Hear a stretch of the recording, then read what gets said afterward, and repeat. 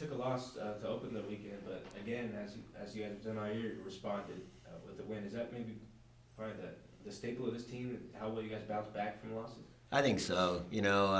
Really resilient, I think, has been our deal all year long. And we certainly proved it on that trip because it was a tough loss to take. We dug ourselves a hole out there in northern Colorado, but to come all the way back and really have a shot to win it before it went into overtime. So it was tough, a tough loss. But again, we put it behind us, man, bounced back, had a good loose practice on Friday, and got after them on Saturday. And then defense helps you in that second half on Saturday, so you get the win there. Does that mean the biggest takeaway there? You guys talk about the defensive intensity being the difference, especially on the road. Yeah, it was for sure. There's no doubt because offensively we were missing some easy shots. I think some layups, but we responded defensively with one of our best performances. I think as a group, I think they really did a good job on their kids, and Allie on Lloyd was tremendous when it just became a one-on-one match, and they were going to try to just go to Lloyd every time down. And Allie, even with her foul trouble, was able to respond with probably her best defensive performance as far as one-on-one stuff goes, I think, all year. Obviously, you got the game Thursday, but I want to talk about a few seniors as you got that coming up on Saturday. When you're starting with Allie, this is the year you get her just full time. We talked about that a little bit. Can you kind of go over her impact, having her full time, being able to have those defensive performances like you mentioned this late in the season, maybe because her legs are a little fresher. Oh, no doubt. You can tell she has a lot more energy this year than she's ever had at this time of the year. It was nice having her earlier and being able to get her into basketball shape without having to worry about over fatiguing her. And now you can see the difference in her legs and the way she's playing. And how hard she played this weekend was a great statement as to how good it was to have her all year instead of having her play volleyball first. Can you talk about her growth to becoming the defensive anchor that kind of she's been for the team? Yeah, she's it's always been a foul trouble issue with Allie because she's so aggressive defensively and always has been, and then tends to pick up just some dumb fouls with aggression of frustration fouls at times, getting after rebounders after they already got the ball or trying to pick people in the backcourt instead of just coming down. And I think that comes with maturation as well. And I think even though we still see it from time to time, it's a lot less, and it's great because she's able to play more minutes without and picking up good fouls, if there is such a thing, at least as blocking shots and doing things like that. So to see her come around though and take people like the preseason player of the year and be able to shut people down like she's done all year without fouling and staying out of foul trouble has really been the whole process for her. And it's been a 4-year process, I think, but you're really seeing the fruits of all of it this year. Have you seen that defensive impact specifically impact your guards as well, just defending on the wings, kind of how they can give all that energy that you mentioned too with the depth, knowing that Allie's back there to clean things up? Yeah, they know they have help back there if they do get blown by or we're trying to be a lot more aggressive on the perimeter. It comes with that mentality, and it also comes with the depth. Like you said, the depth has been fantastic, and we can kind of cut people loose on the perimeter and say, hey, get up in these people, and not worry about, like I've always had to do is hold my breath every time there's a whistle and worry about who's getting in foul trouble out there on the perimeter. So that has been that's been really nice this year. And with Connie, someone this year, you rely on her to ball handle, point guard, run the offense, but there'll be times, you bench her for a game so you can see, get a different feel. Kind of talk about how she's handled that, maybe a maturity there too, and handling, getting called on to run the offense, but also getting called to come off the bench too. Yeah, she's done a great job of handling whatever role she's been put into this year. It's been a little different with the depth at guard that we have. Instead of playing, 35, sometimes 40 minutes like she has in the past for the last 3 years, her role got limited at times due to matchups or what I was looking for out of her. But she's handled it great. It doesn't matter whether she's coming off the bench, whether she starts, whether she plays 20 minutes, 10 minutes, 35 minutes. She always handles it the same, and I think that comes from a fourth-year senior who's been through all the wars, won championships here and played all those minutes, certainly her first 2 years that she's played, and really even last year as well. I think being able to handle the different role as a senior and step back at times and not kind of defer to the younger players. She's been able to handle it better than anybody, and my hat's off to her for being able to put the team first instead of putting Connie first. Is that a conversation you had to have with her about that, or just her as a person you knew that she would handle it that way? I think we did talk about it, but really it's more of the person Connie is, and just being able to do that and see things and want to do what's best for everybody. She's always been like that. She's always put the team first and always has. And I think she just naturally did that, saw where it was going.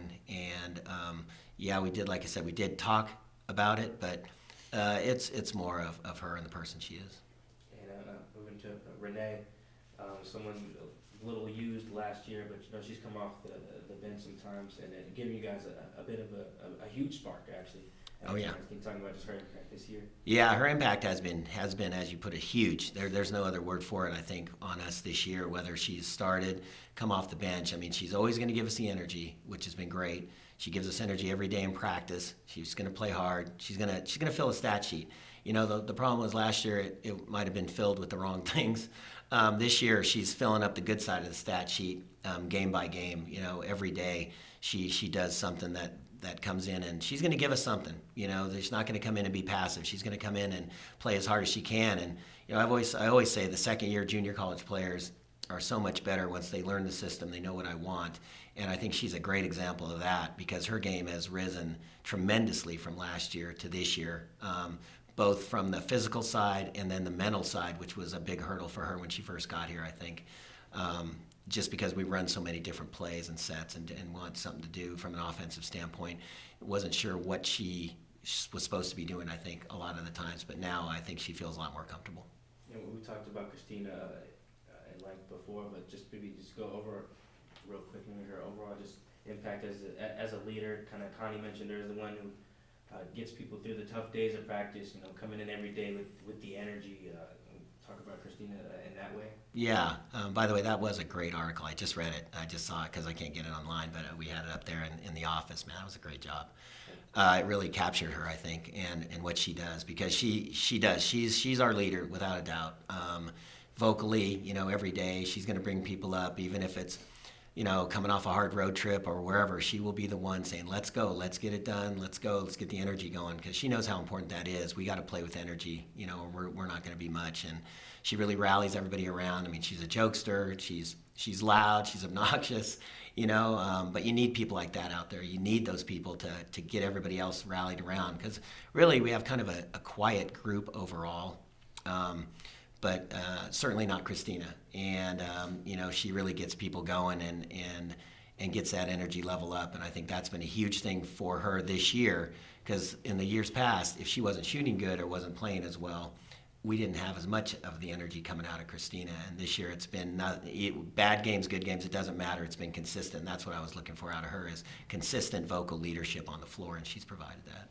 And with this senior group as a whole, how important is their experience as you prepare for not success going forward, but you won a championship, you won a Big Sky Crown? Yeah, yep. It's going to be huge. I saw it on the road trip. You see it when you get down to North Dakota in a hard place to play like that, to rally everybody around. And I heard, like Christina and Allie and those guys in the locker room as we're going out for the second half going, "Let's go. This is it right now," and into timeouts. And it's good because our young people can rely on that, and they know they're not just talking; they've been through it. They've done it, man. They've walked the walk, and I think that's going to be huge come the end of this year, and then into the tournament in Reno. Have you seen maybe with senior day coming on a Saturday after a Thursday game, maybe that a little distraction there? People got family coming in. Have you seen that become an issue? If so, how do you handle it? Yeah, it's tough, man. It is always a tough day, I think, emotionally for everybody. I try to remind them that, we still have games to play afterwards, and Saturday is going to be a huge game for us. To focus on the business side of things, and then, after the game, kind of let everything out, if possible, with their friends and their families that have flown in and everything else, and really try to keep them focused on what we have to do for those 40 minutes, and then enjoy the experience after that. What have you maybe told some of the younger players on this team, like to pay particular attention to, like maybe how the seniors carry themselves or anything? Or have you had to tell them anything? I told them even when they were first here, I said, look, if there's any question about how things are done here, how you should be responding, how you should act, watch the seniors, ask the seniors. I said, especially they've been through everything with us, and they've won championships. They've had a down year. They know how to handle everything, and as far as everything from practice to traveling on the road trips to whatever they should be doing on and off the floor. I told them, you guys got to talk to those guys because they understand it. I mean, if you have questions, ask me, of course, but really those guys can answer any questions that you have about this program and what my expectations are on and off the floor for the Vandal women's basketball program. I don't want to look too far into past Thursday's game. Obviously, a big game. But Saturday, you got Sac State. You scored a lot of points every time you played there. Maybe nice to on your senior day, chance to maybe light it up, get everyone involved, get everyone to get in the scoring column. Oh, I'd love to. If that's happening, that means good things are happening for us. So that would be the best case scenario. Get everybody in there, everybody scoring, and doing that would be fantastic. It'd be a great way to go after it on Saturday. And have you noticed teams when you beat them at their home gym when they come in, like Portland State is on Thursday, that they come in like you guys are, you got still one back, maybe come with a little bit more fire, especially to start the game? I think so. I think we're going to see a lot of fire out of Portland State after the way that game went, and Sac State they're going to do what they do, man. They're always going to bring it. So I've already been talking to the players during our individual meetings today about coming focused and ready. You can't take anybody for granted, no matter where they are in the standings or how the last game went. There's examples littered through the league of people who did that and paid the price. You look at Eastern out there in Portland and what happened, and we keep referencing that game just because that can happen. That can happen, man. Portland State has talent, and you don't want to be the team that they put it all together against. You got to come out and dictate to them. You've said it before, but protect the home court, especially final two games this year. How important are these two? Yeah, we got to win at home, man. I still think about those 2 home losses we have. It's a killer right now. So we cannot let this go by. We have 2 more chances at home here in front of our home fans and sleeping in our own beds and playing at home. And we got to take advantage of everything we have at home and then be ready to finish out the year on the road. All right, thanks, guys. Thanks, Sean.